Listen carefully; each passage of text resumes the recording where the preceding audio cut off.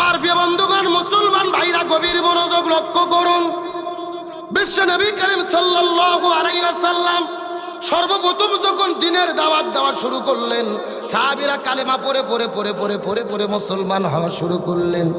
কিন্তু সাহাবীরা মুসলমান হওয়ার পরে বড় বিপদের মধ্যে পড়েছে।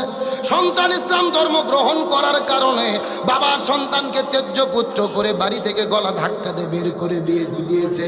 ছোট ভাই ইসলাম ধর্ম গ্রহণ করার কারণে বড় ভাই ছোট ভাইকে বাড়ি থেকে গলা ধাক্কা দিয়ে বের করে দিয়েছে।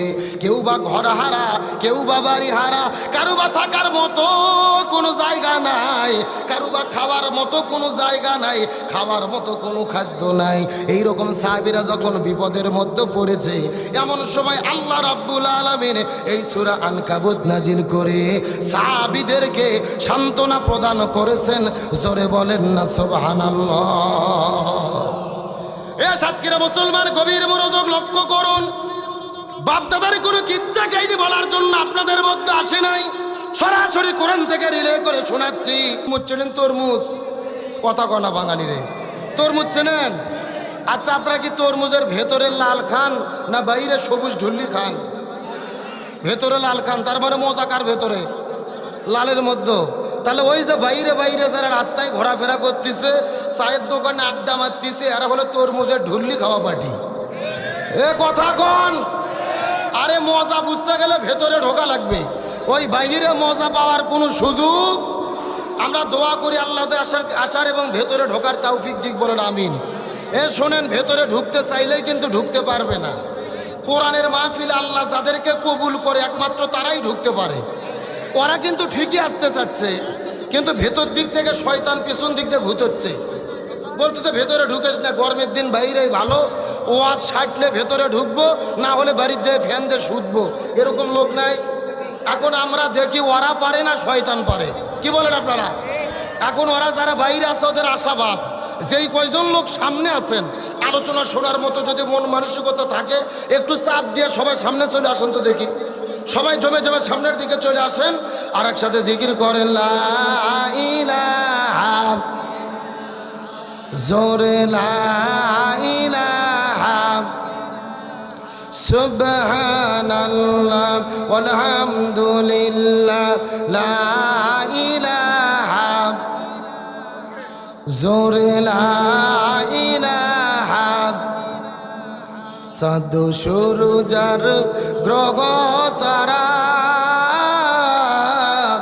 আল্লাহ নামের পাগল পারা। সাধু সূরজার গ্রহ তারা,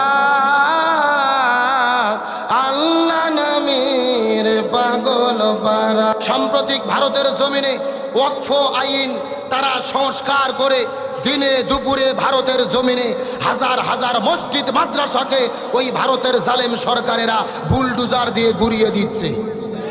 আর একটু জোরে বলেন। যেই ভারতে মুসলমানদের জায়গা ছিল মসজিদ মাদ্রাসার, এই জায়গাগুলোকে তারা দখল করে নিচ্ছে। মনের মধ্যে বড় কষ্ট লাগে।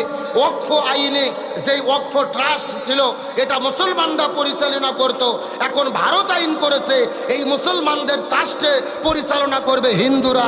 জোরে বলেন নাউজুবিল্লাহ। আচ্ছা বলেন তো, কোনো মুসলমান যদি হিন্দুদের মন্দির পরিচালনা করতে চায়, হিন্দুরা কি মানবে? জোরে বলেন মানবে? ওরা মানুক আর না মানুক, আমরা পরিচালনা করতেও চাই না, তাদের ধর্ম তারা পালন করবে। কিন্তু মুসলমানের মসজিদ, মুসলমানের মাদ্রাসা কোনো হিন্দু পরিচালনা করবে, এটা কি মেনে নেওয়া যায়? আরে কোরআনের বিধান, একটা মসজিদের সভাপতি যেন তেন মুসলমান হতে পারবে না। সভাপতি হতে পারবে কারা? যারা ইমানে পাকাপোক্ত, আল্লাহ ছাড়া কাউকে ভয় করে না। মুসলমান হলেই সভাপতি হওয়া যাবে না মসজিদের, খাঁটি ইমানদার তাকওয়াবান ছাড়া। আর হিন্দুরা মুসলমানের মসজিদ মাদ্রাসার সভাপতি হবে, এই আইন কি মেনে নেওয়া যায়? হাজার হাজার মসজিদ মাদ্রাসা ভাঙা হচ্ছে, গরু জবে করার জন্য মুসলমানদের হত্যা করা হচ্ছে। আজকে আসামে দেখেন মুসলমানদের বিদায় করা হচ্ছে। আজকে ভারত আমাদেরকে বলে বাংলাদেশের ধর্মীয় সম্প্রীতি করতে হবে, হিন্দুদের নিরাপত্তা দিতে হবে। নরেন্দ্র মোদীকে বলতে চাই, বাংলাদেশের হিন্দুরা জামাই আদরে বসবাস করতেছে, তোমরা নিজের চরকায় তেল দাও, ভারতের মুসলমানদের অধিকার রক্ষা করো। আজকে তারা মুসলমানদের মারে আর আমাদেরকে বলে হিন্দুদের নিরাপত্তা দাও। আরে বাংলাদেশে হিন্দুরা জামায়াত ধরে বসবাস করতেছে। এই যে গত দুর্গা পুজোয় জামাত বিএনপির নেতারা আমরা মন্দিরে মন্দিরে ঘুরে ঘুরে ওদের দুর্গ নিরাপত্তা দিয়েছি। কথা কর না কে?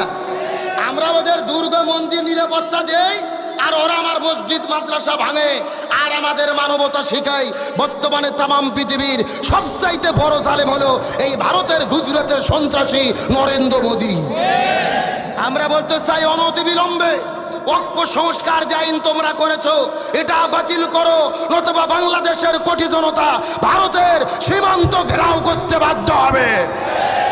মাজলুম মানবতার পক্ষে আমাদের থাকার দরকার আছে না নাই?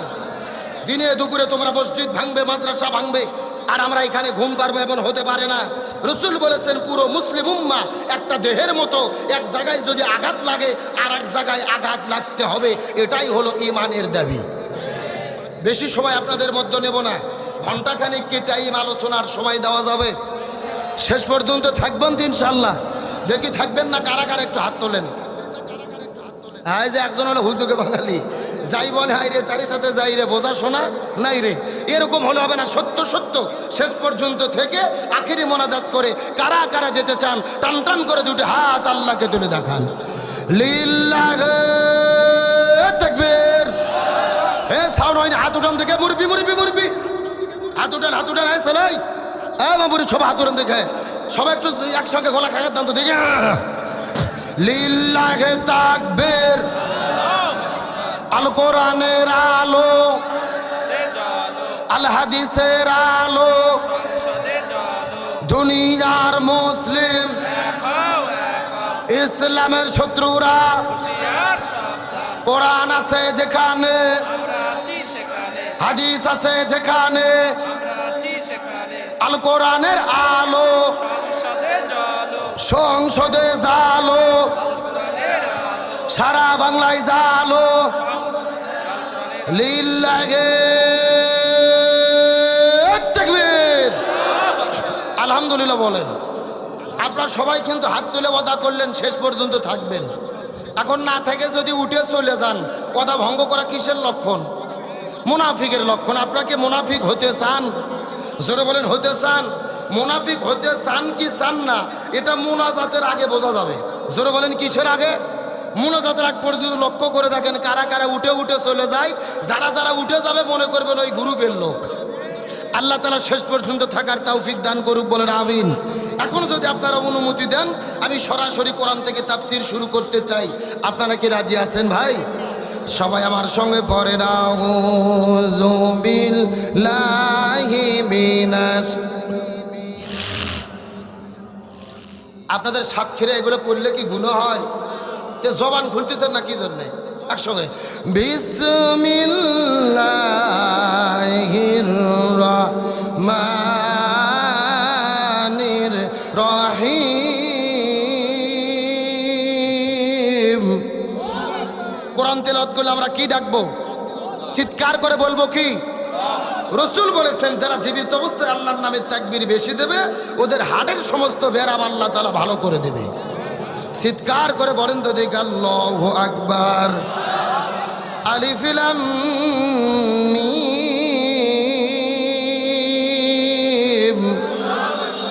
আহাসিবান নাসু আন ইউতরাকু আন ইয়াকুলু আমান্না ওয়া হুম লা ইফতানুন।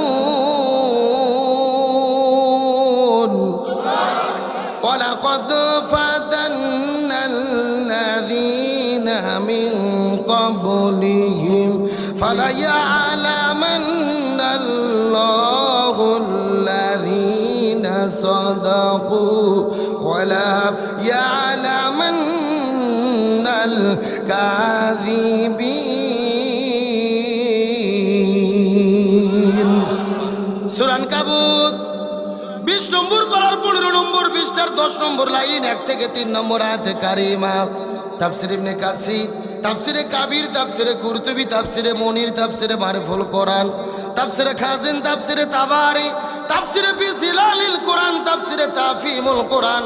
এই আয়াতের উপর ভিত্তি করে এক নয় দুই নয় অন্তত 10টা তাফসির গ্রন্থ আমি দেখেছি। এই আয়াতের ভেতরে আল্লাহ তাআলা এত পরিমাণ কথা বলেছেন। এই আয়াতের উপর ভিত্তি করে বর্তমান প্রেক্ষাপটকে মিল করে যদি আলোচনা শুরু করা হয়, আলোচনা চলতে চলতে দিনের পরে দিন চলে যাবে, মাসের পরে মাস চলে যাবে, তারপরও আলোচনা শেষ হবে না। জোরে বলা যাবে কি মারহাবা। এটা কোরআনের মুজিজা। কোরআনের আলোচনা শুরু হবে কিন্তু শেষ হবে, এটা কার বক্তব্য?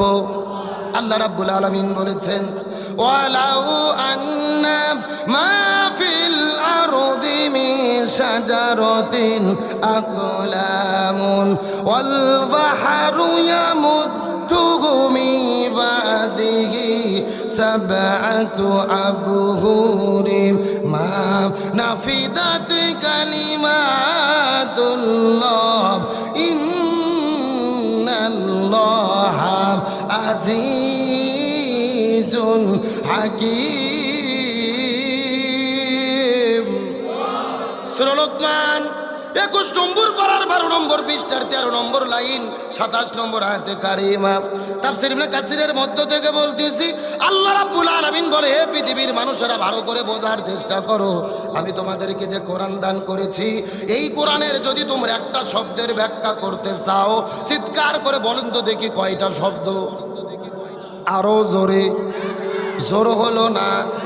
আল্লাহ রাব্বুল আলামিন চ্যালেঞ্জ করে বলেন, আমি তোমাদেরকে যে কোরআন দান করেছি, এই কোরআনের যদি তোমরা একটা শব্দের ব্যাখ্যা করতে চাও, আর একটা শব্দের ব্যাখ্যা করার জন্য আমি আল্লাহ তাআলা তামাম পৃথিবীতে যত বৃক্ষ সৃষ্টি করেছি, মিন শাজারাতিন আকলামুন, সমস্ত বৃক্ষগুলিকে কেটে কেটে যদি তোমরা কলম বানাও, ওয়াল বাহরু ইয়ামুদ্দুহু, আর সমুদ্রের পানিগুলোকে যদি তোমরা কালি বানায়া নাও, তামাম পৃথিবীর বৃক্ষ কলম আর 60 সমুদ্রের পানিকে একত্রিত করার পরে যদি তোমরা লেখা শুরু করো, আল্লাহ তাআলা চ্যালেঞ্জ করে বলেন, লিখতে লিখতে তামাম পৃথিবীর বৃক্ষ কলম ফুরে যাবে, 60 সমুদ্রের পানি কালিও ফুরে যাবে, তারপর কোরআনের একটা শব্দের ব্যাখ্যা লিখে কখনোই শেষ করা যাবে না। আচ্ছা মানুষ বলো দেখি, রাত্রি কেন কালো? সূর্য বলো কোথা থেকে পাইলো এত আলো? ফুলগুলো নানান রঙের কেমন করে হয়? পাতাগুলো সবুজ বটে ফুলের মতো নয়। দুধ কেন এত সাদা? মরিচ কেন ঝাল? আমগুলো পাগলে বলো কেমনে হয় তা লাল? আরে পশু পাখি কয় না কথা, মানুষ কেন কয়? বলো মানুষ বলো দেখি কিভাবে তা হয়? ভাবি সবই মহান প্রভুর দান, নত শিরে সেজদা করো ও হে মুসলমান। আরে ডিমগুলো একই রকম, পার্থক্য নেই মোটে, তবে সাদা কালো বাচ্চাগুলো কেমন করে ফোটে?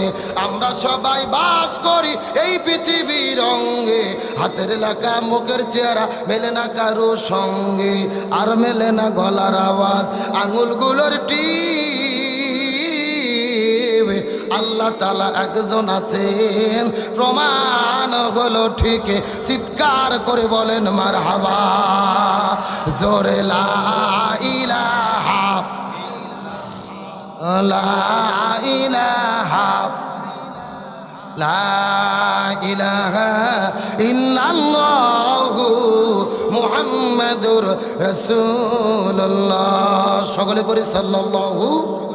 তামাম পৃথিবীর বৃক্ষকে কলম বানিয়ে 60 সমুদ্রের পানিকে কালি বানিয়ে লিখলেও কোরআনের একটা শব্দের ব্যাখ্যা লিখে শেষ করা যাবে? আমি ওই কোরআন থেকে 3টা আয়াতে কারিমা তিলাওয়াত করেছি, আর সর্বোচ্চ 30 থেকে 40 মিনিট আলোচনা হবে। আলোচনা কি শেষ করা সম্ভব হবে? যদিও সম্ভব নয়, তারপর আয়াতের উপর ভিত্তি করে বর্তমান প্রেক্ষাপটকে মিল করে যতটুকু আলোচনা জানা শোনা এবং আমল করা অতীব জরুরি, ততটুকু আলোচনা গুনাহগারের মুখ থেকে যেন আল্লাহ তাআলা বের করে দেয়। সকলে পড়ি আমিন।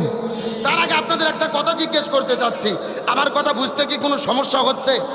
বাংলাদেশের কিন্তু কিছু কিছু জেলা আছে যেই জেলার ভাষাগুলো বোঝা যায় না, যেমন সিলেট, চিটাগাং, নোয়াখালী, কক্সবাজার আছে না নাই? আমি গত 4 বছর আগে মাহফিলে গিয়েছিলাম সিলেট বিভাগের হবিগঞ্জ জেলা। জোরকন কোন জেলা? ওই হবিগঞ্জ জেলায় যাওয়া পরে একটা বৃদ্ধ চাচা আমার কাছে এসে বলতেছে, হুজুর আপনি কি তা খাইতা? এ গু খাইতা না ও গু খাইতা? সাদা গু খাইতা না কালা গু খাইতা? শুকনা গু খাইতা না ভিজে গু খাইতা? আমি চিন্তা করলাম, কে রে, আমি কি বগুড়া থেকে গু খাওয়ার জন্য আসলাম? আমি বললাম আমি গু খাইতাম না, তোদের গু তোরাই খাগা। তখন শিক্ষিত একটা ছেলে এসে বলতেছে, হুজুর আসলে আপনি তো বুঝতে পারেননি, আমাদের এখানে তো গু মানে গু না, গু মানে হলো এইটা। আমার কাছে 2 ধরনের মিষ্টি নিয়ে এসেছে, একটা হলো সাদা মিষ্টি আর একটা হলো কালো মিষ্টি। আপনারা কি মিষ্টি চেনেন? এ গোল্লা চেনেন না? গোল্লা একটা হলো সাদা গোল্লা আর একটা হলো কালো গোল্লা। এদের বলা দরকার ছিল, হুজুর আপনি এটা খাবেন না ওটা খাবেন, সাদাটা খাবেন না কালোটা খাবেন, শুকনোটা খাবেন না ভিজাটা খাবেন। তা না বলে আমাকে বলতেছে, হুজুর আপনি এ গু খাইতা না ও গু খাইতা? সাদা গু খাইতা না কালা গু খাইতা? শুকনা গু খাইতা না ভিজে গু খাইতা? বোঝার কি কোনো বুদ্ধি আছে ভাই? তো আমি যে কথা বলতেছি আপনাদের বুঝতে কি কোনো সমস্যা হচ্ছে? কোনো কষ্ট হচ্ছে? আলোচনা চলবে তো ইনশাল্লাহ। লক্ষ্য করুন, আজকে আমরা যে সূরা থেকে আলোচনা শুনবো, পবিত্র কোরআনুল কারীমের 29তম সূরা। বলেন তো কোরআনে সূরা কয়টা আছে? 114টি। 114টি সূরার ভেতরে 29তম সূরা, সূরাটির নাম হলো সূরা আনকাবুত। কি নাম বলেছি? আনকাবুত শব্দের অর্থ হলো মাকড়সা। এই সূরাতে রুকু রয়েছে 7টি, আয়াতে কারিমা রয়েছে 69টি। এই সূরাটি নাজিল হয়েছে রসুলের মক্কি জীবনের শেষের দিকে। আমরা জানি রসুলের জীবনে হলো 2টা, একটা হলো মাক্কি জীবন আর একটা হলো মাদানী জীবন। মাক্কি সূরা কাকে বলে? রসুলের হিজরতের আগে মক্কার জীবনে যেই সূরা নাজিল হয়েছে এগুলোকে মাক্কি সূরা বলা হয়। মাদানী সূরা কাকে বলে? রসুলের হিজরতের পরে মদিনার জীবনে যেই সূরাগুলো নাজিল হয়েছে এদেরকে মাদানী সূরা বলা হয়। এখন মাক্কি সূরা মানে কি? মাক্কি সূরা মাক্কি, রসুলের মক্কি জীবনটা কি? রসুলের মক্কি জীবনটা কি? মক্কি জীবন মানে হলো ঘর বাড়ি ছাড়ার জীবন। মক্কি জীবন মানে হলো হাত হারানোর জীবন। মক্কি জীবন মানে হলো পা হারানোর জীবন। মক্কি জীবন মানে হলো প্রয়োজনে বাতিলের বিরুদ্ধে লড়াই করে সংগ্রাম করে জীবন দিয়ে শহীদ হওয়ার জীবন। গভীর মনোযোগ লক্ষ্য করুন, এই সূরাটি নাজিলের প্রেক্ষাপট বা শানে নজুল কি? আমার নবীজি যখন দ্বীনের দাওয়াত দেওয়া শুরু করলেন, সাহাবীরা একের পর এক কালেমা পড়ে পড়ে মুসলমান হওয়া শুরু করলেন। কিন্তু সাহাবীরা মুসলমান হওয়ার পরে বিপদের মধ্যে পড়েছে। ছোট ভাই ইসলাম ধর্ম গ্রহণ করার কারণে বড় ভাই ছোট ভাইকে গলা ধাক্কা দিয়ে বাড়ি থেকে বের করে দিয়েছে। সন্তান ইসলাম ধর্ম গ্রহণ করার জন্য বাবা সন্তানকে ত্যায্য পুত্র করে বাড়ি থেকে বের করে দিয়েছে। কেউ বা ঘর হারা, কেউ বা বাড়ি হারা, কারু বা পেটের মধ্যে খাবার নাই, কারু বা থাকার মতো কোনো জায়গা নাই। এমন কঠিন বিপদের ভেতরে আল্লাহ তাআলা সাহাবীদেরকে সান্ত্বনা দেওয়ার জন্য এই সূরা আনকাবুত নাজিল করেছে। চিৎকার করে বলেন আল্লাহু আকবার। আমার প্রিয় বন্ধুগণ, মুসলমান ভাইরা গভীর মনোযোগ লক্ষ্য করুন। বিশ্ব নবী করিম সাল্লাল্লাহু আলাইহি ওয়াসাল্লাম সর্বপ্রথম যখন দ্বীনের দাওয়াত দেওয়া শুরু করলেন, সাহাবীরা কালেমা পড়ে পড়ে পড়ে পড়ে পড়ে পড়ে মুসলমান হওয়া শুরু করলেন। কিন্তু সাহাবীরা মুসলমান হওয়ার পরে বড় বিপদের মধ্যে পড়েছে। সন্তান ইসলাম ধর্ম গ্রহণ করার কারণে বাবার সন্তানকে ত্যায্য পুত্র করে বাড়ি থেকে গলা ধাক্কা দিয়ে বের করে দিয়েছে। ছোট ভাই ইসলাম ধর্ম গ্রহণ করার কারণে বড় ভাই ছোট ভাইকে বাড়ি থেকে গলা ধাক্কা দিয়ে বের করে দিয়েছে। কেউ বা ঘর হারা, কেউ বা বাড়ি হারা, কারো বা থাকার মতো কোনো জায়গা নাই, কারো বা খাওয়ার মতো কোনো জায়গা নাই, খাওয়ার মতো কোনো খাদ্য নাই। এইরকম সাহাবীরা যখন বিপদের মধ্যে পড়েছে, এমন সময় আল্লাহ রাব্বুল আলামিন এই সূরা আনকাবুত নাজিল করে সাহাবীদেরকে সান্ত্বনা প্রদান করেছেন। জোরে বলেন না সুবহানাল্লাহ। এ সাতক্ষীরা মুসলমান গভীর মনোযোগ লক্ষ্য করুন। বাপদাদার কোনো কিচ্ছা কাহিনী বলার জন্য আপনাদের মধ্যে আসে নাই, সরাসরি কোরআন থেকে রিলে করে শোনাচ্ছি। আল্লাহ তাআলা এই সূরার সর্বপ্রথমে ডাক দিয়ে বললেন আলিফ লাম মিম। এইগুলো হলেন হরফে মুকাত্তাআত, যার অর্থ একমাত্র আল্লাহ তাআলা ভালো জানে আর দুনিয়ার কেউ জানে। আল্লাহ তাআলা সর্বপ্রথম হরফে মুকাত্তাআত ব্যবহার করার পরে 2 নম্বর কত চমৎকার করে বললেন আসিবান নাসু আইয়াতুরাকু আইয়াকুলু আমান্না।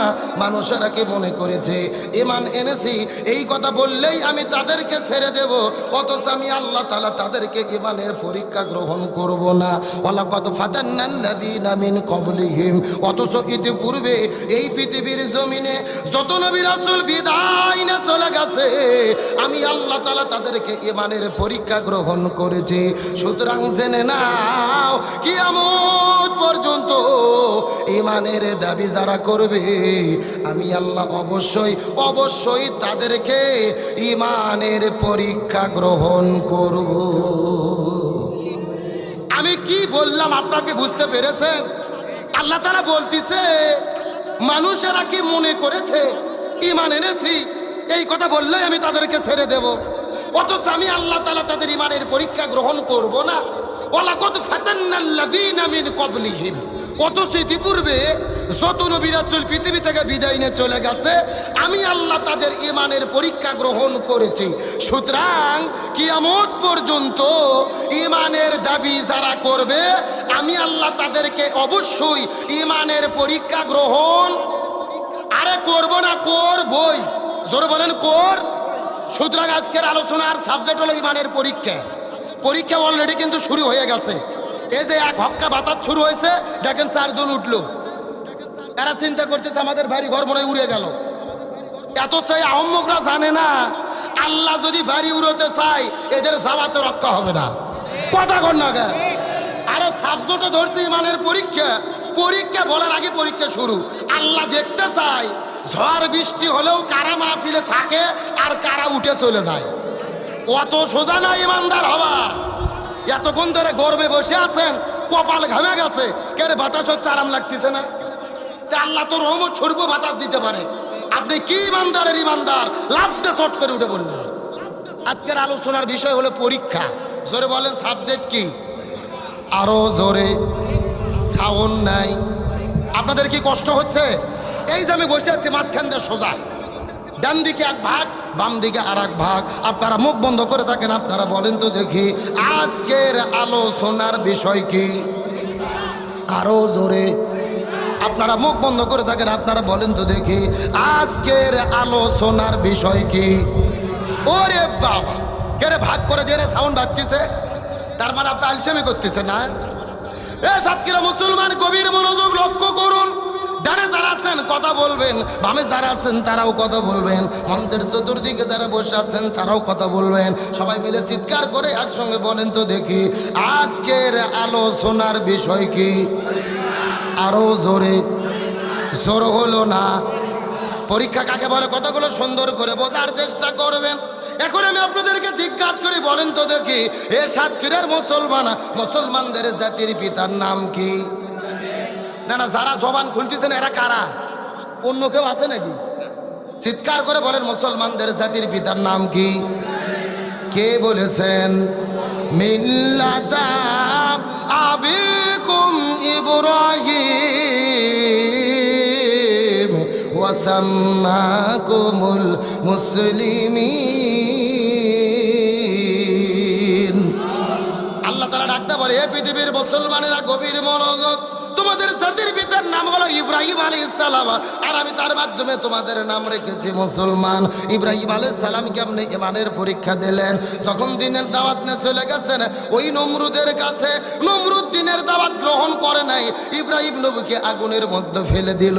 এখন আমি আপনাদের জিজ্ঞাসা করি, বলেন তো ইব্রাহিম নবীকে আগুনের মধ্যে ফেলে দেওয়ার পরে আল্লাহ রাব্বুল আলামিন ওই অগ্নিকুণ্ডের ভেতরে 1 নয় 2 নয় 40 দিন পর্যন্ত আল্লাহ তাআলা হেফাজত করেছে।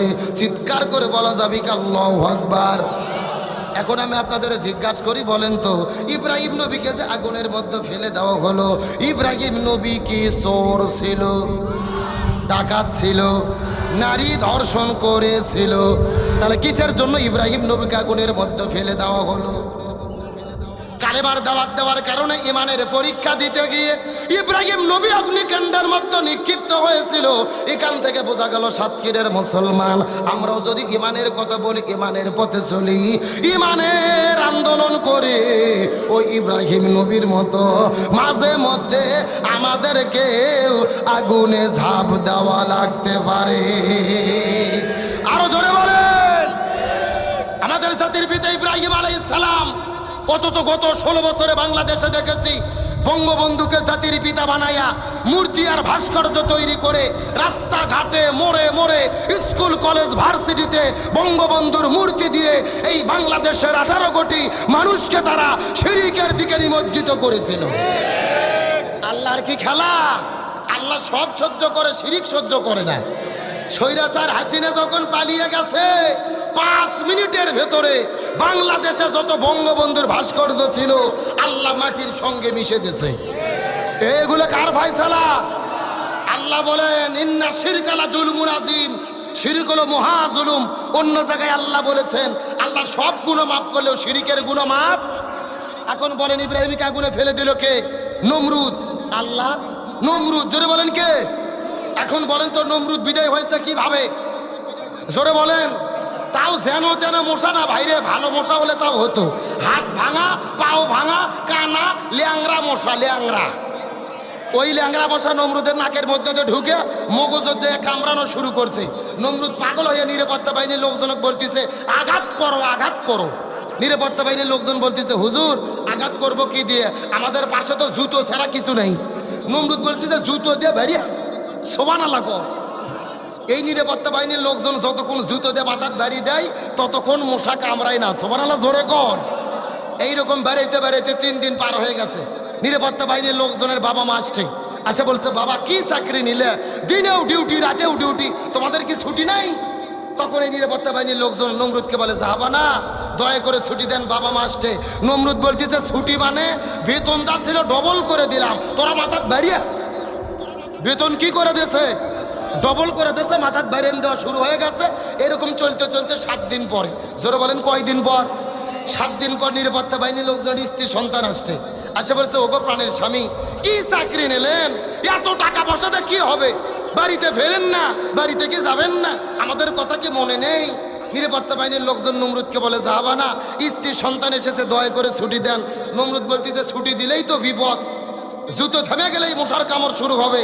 নমরুদ বলতেছে বেতন যা ছিল 4 ডবল করে দিলাম, তোরা মাথার বাড়িয়ে। বেতন 4 ডবল করে দিয়েছে, মাথার বাড়ি দেওয়া শুরু হয়ে গেছে। এইরকম চলতে চলতে 15 দিন পরে নিরাপত্তা বাহিনীর লোকজন চিন্তা করতেছে আচ্ছা এত টাকা পয়সাতে করবো কি?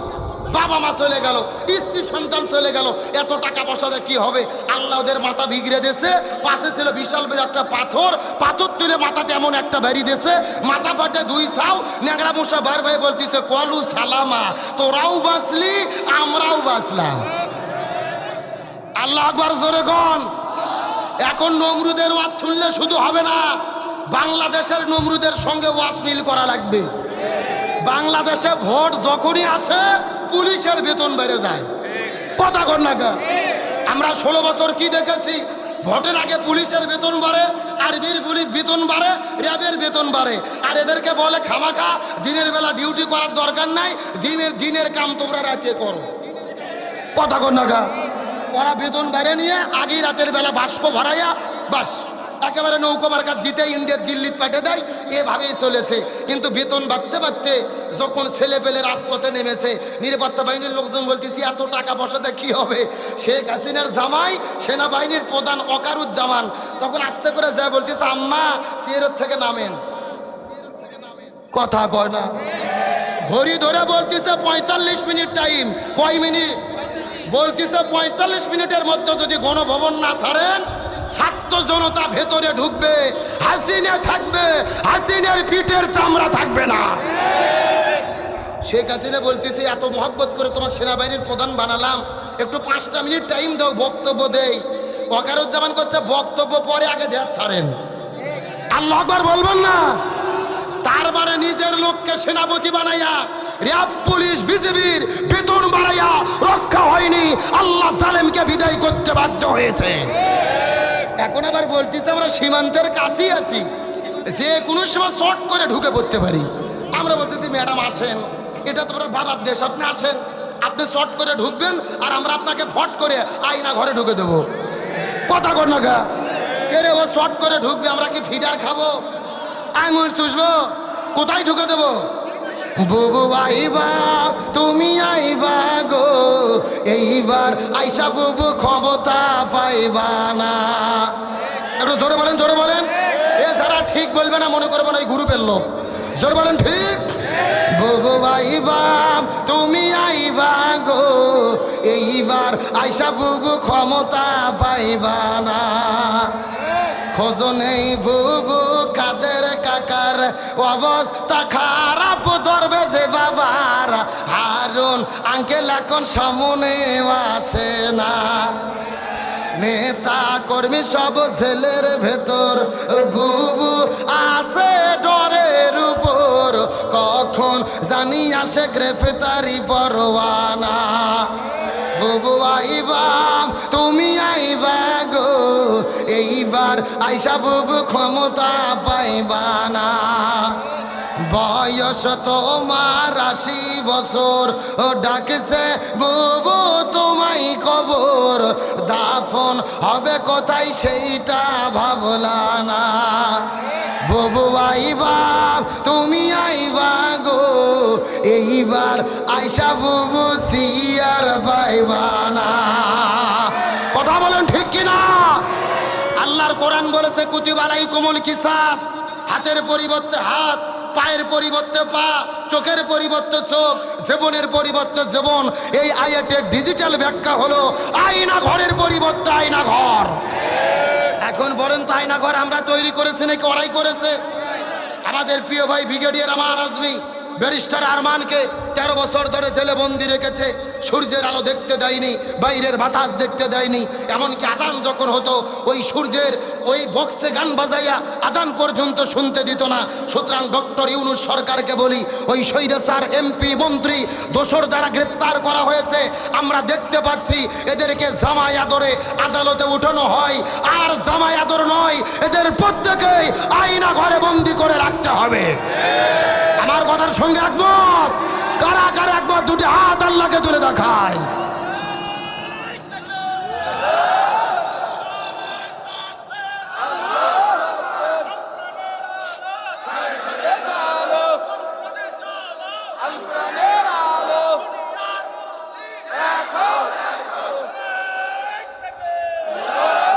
এই আমরা জালেমের জুলুমের বিচার চাই কি চাই না?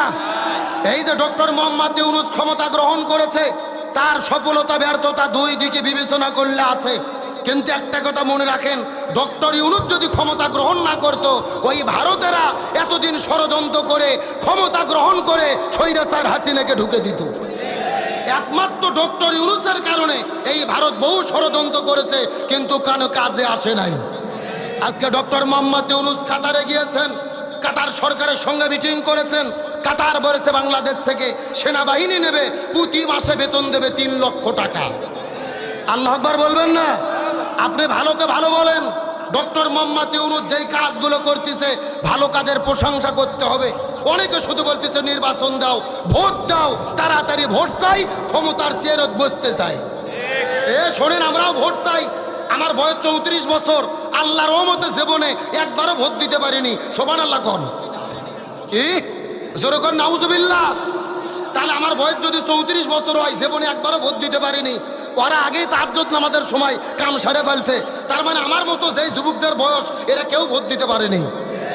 আমরা অবশ্যই ভোট চাই, কিন্তু সরকারকে বলতে চাই ভোট আপনি দেন, ভোট আমরা চাই। কিন্তু এই প্রশাসন এখনো বসে আছে, এদেরকে বসে রেখে যদি আমরা নির্বাচন করি, নামের নির্বাচন হবে কিন্তু কামের নির্বাচন হবে না।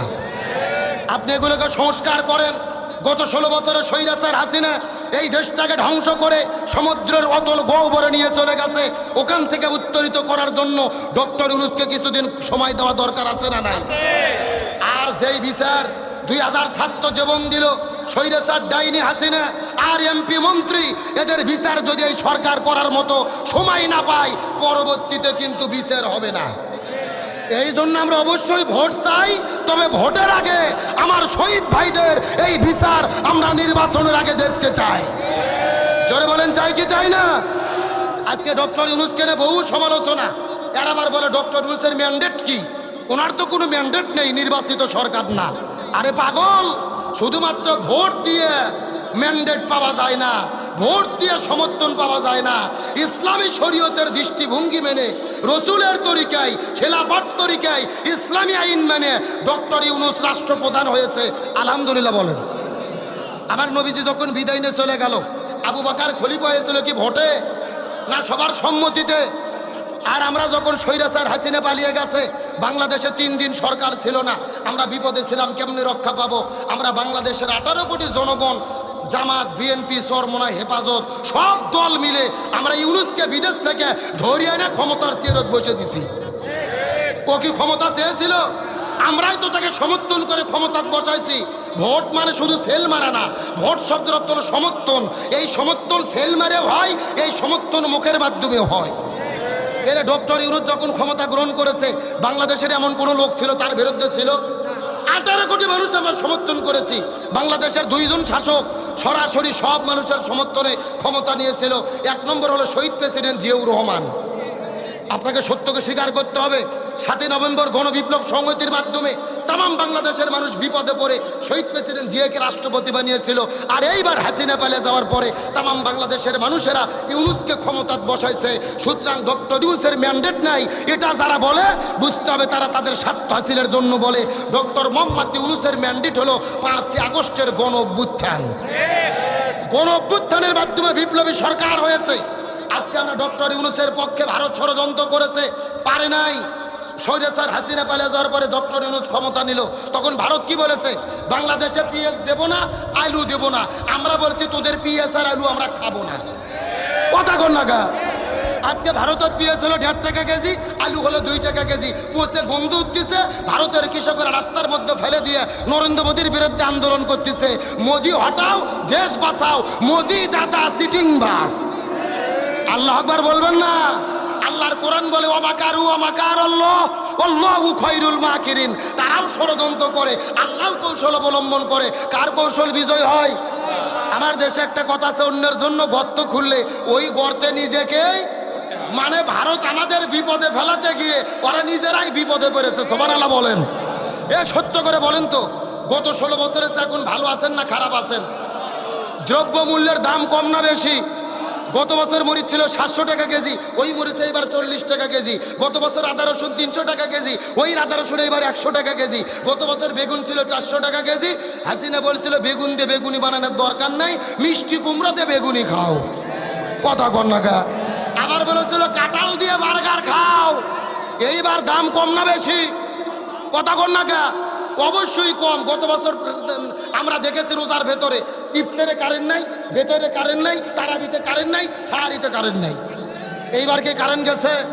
এ সত্যকে স্বীকার করেন, মন্দকে মন্দ বলেন, ভালোকে ভালো বলেন। আজকে ডক্টর ইউনূস ক্ষমতায় এসে বিদেশে সব ঋণ হাসিনা করে গিয়েছিল, ঋণগুলো পরিশোধ করে দিয়েছে, রিজার্ভ বৃদ্ধি করেছে। চায়না এবং থাইল্যান্ডে গিয়ে এমন চুক্তি করেছে 500,000 কোটি টাকা বাংলাদেশে বিনিয়োগ হচ্ছে। এইভাবে 2 বছর যদি বাংলাদেশ চলে, আগামীতে বাংলাদেশ সিঙ্গাপুর মালয়েশিয়া হবে, এতে কোনো সন্দেহ নাই। এখন ভারত যদি ষড়যন্ত্র করে ডক্টর ইউনূসকে ক্ষমতার থেকে নামাতে চাই, আমরা কি বসে থাকবো? জোরে বলেন, বসে থাকবো? আমরা পরিষ্কার করে বলি, ভারত ষড়যন্ত্র করে ইউনূসকে যদি ক্ষমতার থেকে নামাতে চাই, আমরা বাংলাদেশের 18 কোটি জনগণ প্রয়োজন ইউনূসের পক্ষে রাজপথে নামতে রাজি আছি। এটা নতুন রেকর্ড হবে। তাম পৃথিবীতে আন্দোলন হয় সরকারের বিরুদ্ধে, আর এইবার বাংলাদেশে আন্দোলন হবে ডক্টর ইউনূস সরকারের পক্ষে। তার কারণে এই দেশ ভাঙা দেশকে সোজা করার জন্য, মাজা ভাঙা দেশকে সোজা করার জন্য কিছুদিনের জন্য হলেও ডক্টর মোহাম্মদ ইউনূসকে ক্ষমতায় দরকার। এখন অনেকে মন খারাপ করলেন, হুজুর এত কথা আপনি কেন বলতেছেন? এই যে বাংলাদেশে এত রহমত বরকতের কারণ কি? গবেষণা করেন, আল্লাহর কোরআনের দিকে লক্ষ্য করেন। আল্লাহর কোরআন বলেছেন ওয়ালাউ আন্না আলাল কুরা আমানু ওয়াত্তাকাউ লাফাতাহনা আলাইহিম বারাকাতিম মিনাস সামাই ওয়াল আরদ। আল্লাহ বলেছেন পুরো দেশের মানুষেরা আল্লাহকে ভয় করে যদি জীবন যাপন করে, কোরআনের বিধানগুলো মেনে নেয়, আল্লাহ ওই দেশের ওপরে আসমান জমিনের সমস্ত রহমতের বরকতের দরজা আল্লাহ তাআলা খুলে দেয়। এত বরকত কেন আসলো? মাত্র 7 মাস হলো ক্ষমতা নিয়েছে ইউনূস। উনি হলো পুরুষ সরকার। আল্লাহর কোরআন বলেছে আর রিজালু কাওয়ামুনা আলান নিসা, পরিচালক কোনো নারী নয়, পরিচালক দেশের পুরুষদেরকে হতে হবে। কার কথা? আরো জোরে বলেন। রসুল বলেছেন যেই পরিবারের প্রধান হয় নারী, ওই পরিবার পৃথিবীতে জাহান্নাম। আর যেই দেশের রাষ্ট্রপতি প্রধানমন্ত্রী হয় নারী, ওই দেশে শান্তি আসতে পারে না। সুতরাং আমরা সিদ্ধান্ত গ্রহণ করব, এতদিন যা করেছে ভুল করেছি, আগামী নির্বাচনে এই বাংলাদেশে আর কোনো নারীকে প্রধানমন্ত্রী রাষ্ট্রপতি দেখতে চাই না। আগামীতে পুরুষ প্রধানমন্ত্রী রাষ্ট্রপতি কারা কারা দেখতে চাই, দুটো হাত আল্লাহকে তুলে দেখায়।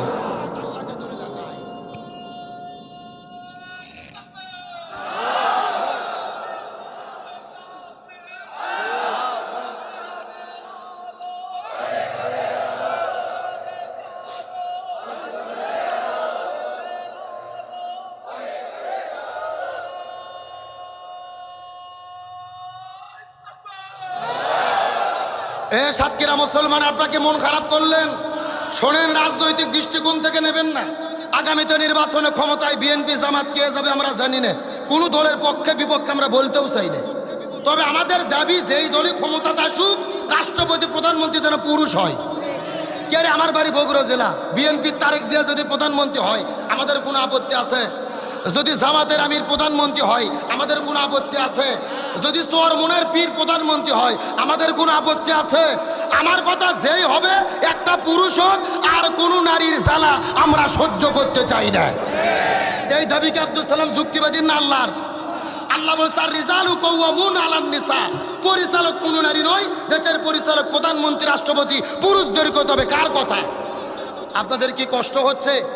আলোচনা কে কিছুক্ষণ চলবে? কথা বলেন, চলবে? তবে একটা কথা বলতে চাই, সাতক্ষীরা মুসলমান, মনের মধ্যে বড় কষ্ট লেগেছে আজকে একটা দৃশ্য দেখার পরে।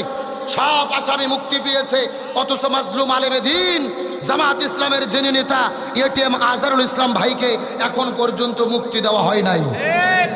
অথচ যেই মামলা সম্পূর্ণ মিথ্যা, সম্পূর্ণ বানোয়াট, মিথ্যা সাক্ষী, মিথ্যা বিচারক, মিথ্যা আদালত দিয়ে যাকে এতদিন জেলখানায় রাখা হয়েছিল, 25 আগস্টে হাসিনা পালিয়ে যাওয়ার পরে এখনো 7 মাস ধরে এই মাজলুম লোকটা জেলের ভেতরে বন্দি থাকা, এর চাইতে বড় কষ্টের বিষয় আর একটাও হতে পারে না। ওই মানুষটিকে যখন আজকে আদালতে আনা হলো, ভিডিও দেখার পর আমি নিজের অজান্তেই কেঁদে ফেলেছি। মনের মধ্যে হাহাকার করে উঠেছে, কি তার নিষ্পলক চেহারা, মনটা খারাপ করে তিনি বসে আছেন। আমার মনে বলে গত 16 বছর তিনি কষ্ট পায়নি, যখনই জেলে এসেছে হাত উঠাইয়া সাংবাদিকদের সামনে মুচকি হাসি দিয়েছে, অথচ এখন তিনি হাসতেছে না।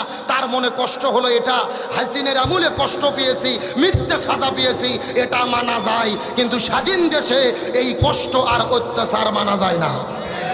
আমরা ডক্টর মোহাম্মদ ইউনূস সরকারকে বলবো, আপনার জনপ্রিয়তা বর্তমানে বাংলাদেশ আকাশচুম্বী, এই জনপ্রিয়তা কমতে 0% আসতে সময় লাগবে না। আর বাংলাদেশের মানুষ ধৈর্য ধরবে না, এটিএম আজহার ভাইকে অনতিবিলম্বে মুক্ত দিতে হবে। আপনি যে দল করতে পারেন করেন, আমার কোনো আপত্তি নেই। বিএনপির চেয়ারপারসন বেগম খালেদা জিয়া মুক্ত হয়েছে না? খালেদা জিয়া মুক্তি হয়ে লন্ডনে যে চিকিৎসা নিচ্ছে, তারেক জিয়ার 37টা মামলা সবগুলো খালাস হয়ে গেছে। বাবর সাহেব মুক্তি পেয়েছে, চোর মুক্তি পায়, ডাকাত মুক্তি পায়, নিশাখোর মুক্তি পায়, অথচ একজন আলেম মুক্তি পায় না, নির্যাতিত মানুষ মুক্তি পায় না। এর চাইতে বড় কষ্টের বিষয় কিছু হতে পারে না। শুধু টাল বাহানা, এই মাস নয় সেই মাসে, সেই মাস নয় সামনের মাসে। আজকে বলতেছে মে মাসের 6 তারিখে। আমরা আসিফ নজরুলকে বলি, যিনি আইন ও বিচার বিভাগে আছে, ডক্টর আসিফ নজরুল সাহেব, আপনি অন্ধকে আদালত দেখানোর চেষ্টা করবেন না। কাদেরকে আইন বুঝেন, কাদেরকে আদালত বুঝেন? নির্বাহী আদেশে খালেদা জিয়া মুক্তি পায়, তারেক জিয়ার মামলা খালাস হয়, এটিএম আজহার ভাই মুক্তি পায় না কেন? কেউ মুক্তি পাবে, কেউ পাবে না, তা হবে না, তা হবে না। আপনারা যদি মুক্ত করে না দেন, এটা বোঝা যাবে ভারতের ইশারায়, ভারতের ষড়যন্ত্রে এই আসিফ নজরুল ভারতের দালাল হয়ে এই ষড়যন্ত্রগুলো করতেছে। আমরা পরিষ্কার করে বলি, বাংলাদেশের তৌহিদি জনতা, ইসলামী আন্দোলনের নেতৃবৃন্দকে বলতে চাই, আগামী 6 তারিখ আসার আগে আন্দোলনের ডাক দেন।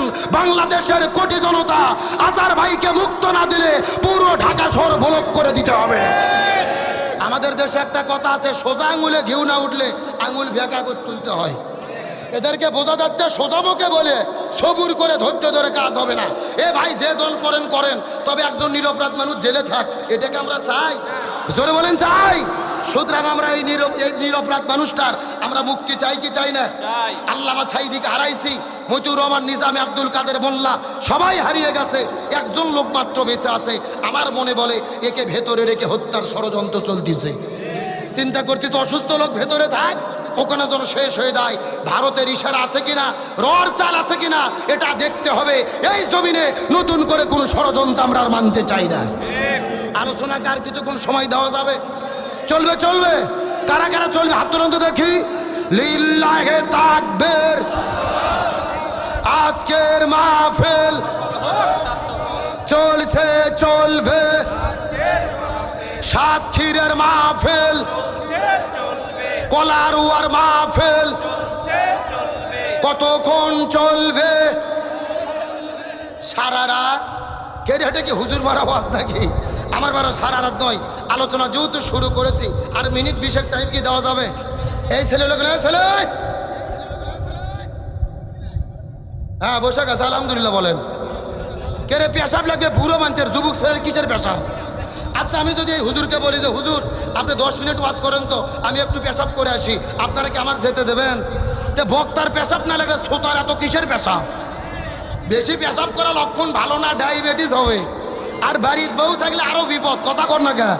আলোচনা চলছে চলছে, ওটা উঠির কোনো সুযোগ। তার চিৎকার করে বলেন আজকের আলোচনার বিষয় কি? আরো জোরে বলেন।